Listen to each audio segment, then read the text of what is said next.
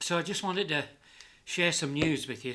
I actually put this in my last chemo blog entry, but I did it after I had my infusion. I had my infusion yesterday, so I'm a little bit out of breath because I've been on the cross trainer in my little gym here. Set another personal best. I'm doing it while I'm on dexamethasone. Any drug cheats out there, boy, what a performance enhancer that is. Don't do drugs, kids. But it really has made a big difference to my times.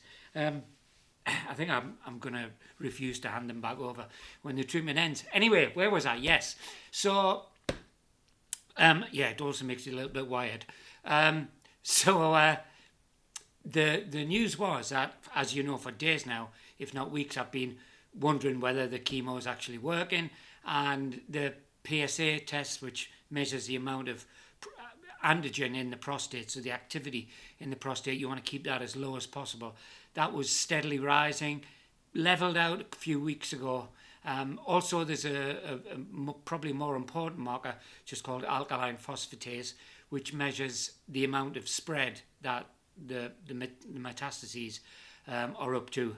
And so there are two critical ones. The third one is the white blood cell count, which in the 3-week cycle, you got week 1, the blood cells are okay.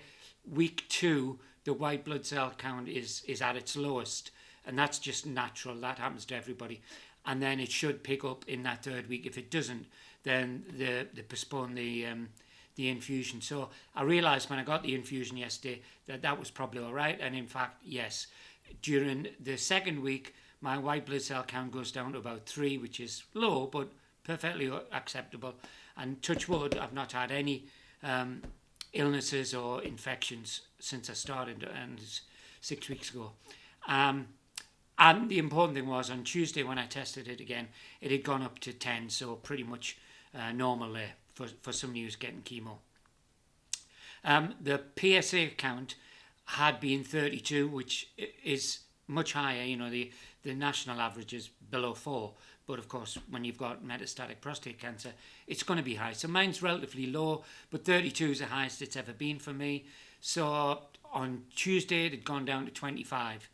And the alkaline phosphatase had been up at 330.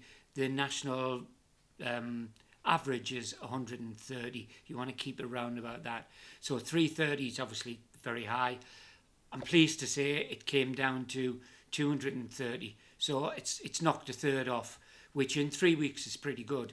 All of which, keep my fingers crossed still, but all of which is hopeful and sounds like the docetaxel is working as a chemotherapeutic agent.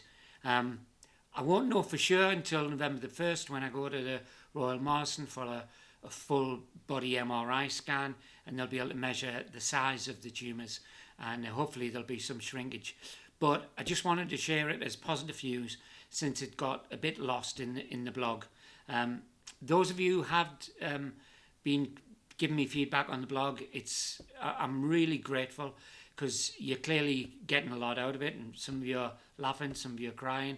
I really don't wish to make anybody cry, but you know, there are emotional times, and yesterday was one of those, and it's a good thing. They're happy tears. So keep giving me the feedback, and yeah, I'll see you again. I don't suppose I'll be doing many of these little video updates, unless you want them, of course. But I'm so pleased that you're finding the blog useful. If you know anyone who has recently been diagnosed with prostate cancer, please tell them about it. Pass them on the links and tell them I've been living with this for 14 years, and I'm going to be living with it for quite a few years longer. Touch wood. Okay, that's it. Love and chemo. See you all. Bye.